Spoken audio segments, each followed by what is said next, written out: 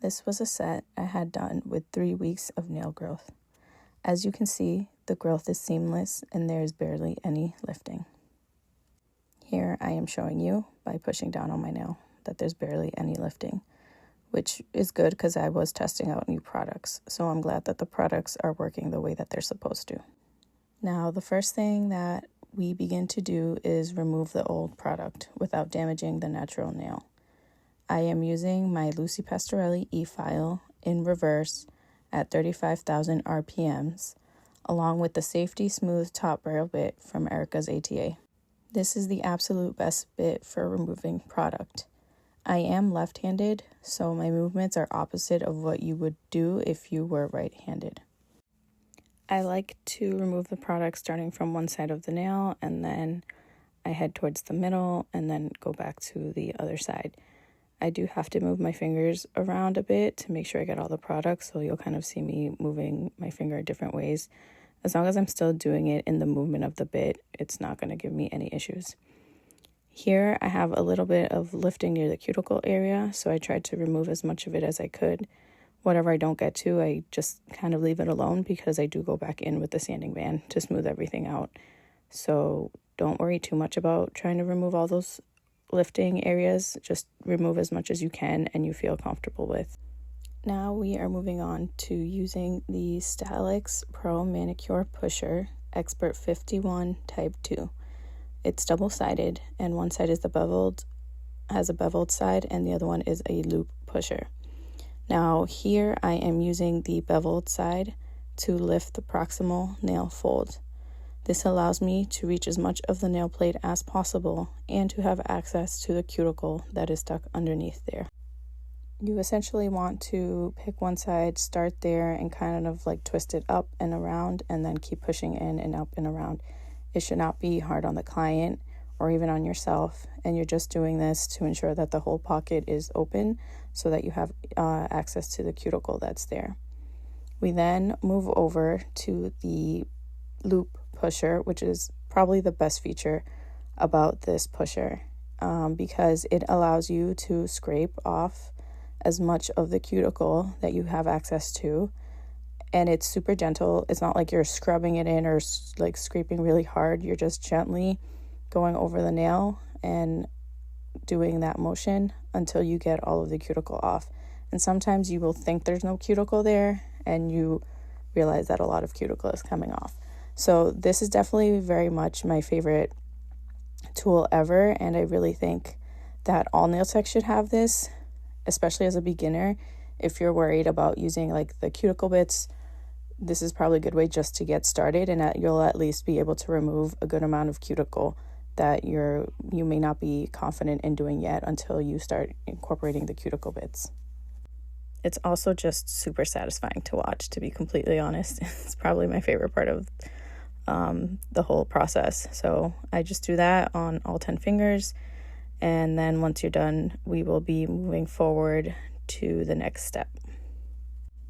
I am now going in with a sanding band with a grit of 240, and I'm going all over the entire nail plate. I like to begin as close to the cuticle area as I can. I like going all the way around, and then I like to focus on smoothing out the product that is still left on my nail. I focus on removing any of the lifted areas that I see with product, and then I also like the function that it buffs out my natural nail, the growth area, so it prepares it for application of the new product. This step, I try to take my time as well. Again, I focus a lot on prep because prep is the key thing to help with retention and prevent future lifting. Once that is done, I go in with a flame bit.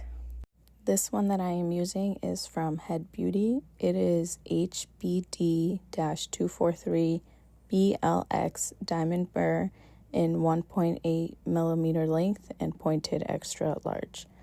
That's a mouthful. But I like to then go in and just do more detailed cuticle work with this bit. I use it around 10 to 12,000 RPMs in the forward and reverse direction. I start off in reverse and I go from center to the right hand side of the nail, And once I'm done with all 5 fingers, I then switch it to the forward direction, and I go from the center down the left side of the nail. I try to do this with as few passes as I possibly can. Usually I don't try to go more than 3 passes, as you want to make sure that you're not over-filing the nail. And when you get down to the sidewalls, you kind of want to start touching the skin, not so much the actual nail plate. And again, it's just to avoid over-filing those sidewalls. This step is definitely the key for retention, as it prevents lifting and keeps your sets lasting for weeks. I really think this step just elevates any manicure and will ensure that you guys have great retention. In this part now, I'm showing you when I switch it to the forward direction. And what I like to do is, after I do my passes, I like to take the bit and move from left to right near the cuticle, near the proximal fold line. And it's just to lift the pocket even more so that all of the dead skin is lifted off, and it makes it easier to go in and cut with the cuticle nipper. Here I tried to showcase what it kind of looks lifted. It might be a little hard to see. But again, take your time doing this. Don't feel rushed. Again, once speed comes with practice. So if you just have to practice these motions over and over again until you feel comfortable doing it, that's what I suggest you do. Again, all of this I've learned over time, and I feel like I've finally gotten it to a point that it just flows seamlessly for me, but it definitely took a while to get there. Here I am using the Staleks Professional Cuticle Nippers Smart 30 in the size 7mm. This is by far my favorite nipper. I have had no issues using it, and it's the one I keep repurchasing. Here, the goal is just to nip the dead skin that has been lifted from the proximal nail fold. So you have to be very, very careful. Anything that is visibly white is what you'll want to cut off, as that is the dead skin. And always go in with slow and controlled motions to make sure that is the only thing you're nipping. If you ever feel like this is nerve-wracking, you always have the option to not nip it. You can always go in with a different cuticle bit to remove that skin off. That would make it easier. Again, this is only if you feel comfortable doing it and if you're able to do so in the state that you are in, because I know some states you're not allowed to do it. So just keep that in mind. After all the nipping has been done, I would then go in and shape the nails. In my case, I was keeping it the same shape and length, so I just went in after this part and did shaping. After this shaping was done is where I go in and do the following, which is where I just take alcohol, spray it all over my nails, and I go in and really, really scrub it.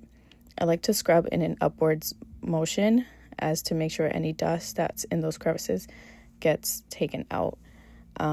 But then just for extra security, I do sometimes go in with a lint-free wipe and just really get into the crevices just for extra insurance, I guess, on my end, to make sure that everything is really dust-free. And this is what it should look like right before you're ready to start your application of whatever product is going to go on top of your nails. So that's how you know you did everything well, because it's ready to go. Now we are going on to the application. For this demonstration video that I am doing, I am using the Kinetics Max Base and Kinetics Hard Gel together. So the first step that I have to do that I'm showing here is using their Max Base, and I'm applying that all over my nail. This is to ensure that everything is as smooth as possible before you're applying your hard gel. And I take my time when I do this to make sure that it is literally is covering the entire nail, because that is the key thing here. Then I go in with the hard gel and I do my slip layer. I also take my time with this because I want to ensure that the gel is placed exactly where I want the gel to go. So you definitely want to take your time doing this. Again, after doing this so many times, it will become faster. If you're just learning, please do take your time. I highly encourage you to take your time. After the slip layer is applied, I go in with a small bead of the gel, and this is to do the structured part of the manicure. And it's just going in, placing the bead. I bring it up a little bit as close to the cuticle line as I can without touching the skin and without flooding. And then I begin to float it down the nail. And again, take your time. Don't feel rushed. With time, you kind of get used to it. So I float until I'm about halfway down the nail or a little past that, and then I just drag it all the way down. This I have found has worked best for me, and this product does self-level. You need to give it like a few seconds. So I like it because it will give you enough time, especially if you're a beginner trying to understand how this works. So it'll give you the time that you need to self-level everything. I then go in with a liner brush and I smooth everything out. I make sure I drag my gel down to my sidewalls without flooding so that everything looks perfect. And I am using my line of light to ensure that everything has self-leveled beautifully, so I know that my application has been done correctly. Here I'm just showing you kind of what it should be looking like, once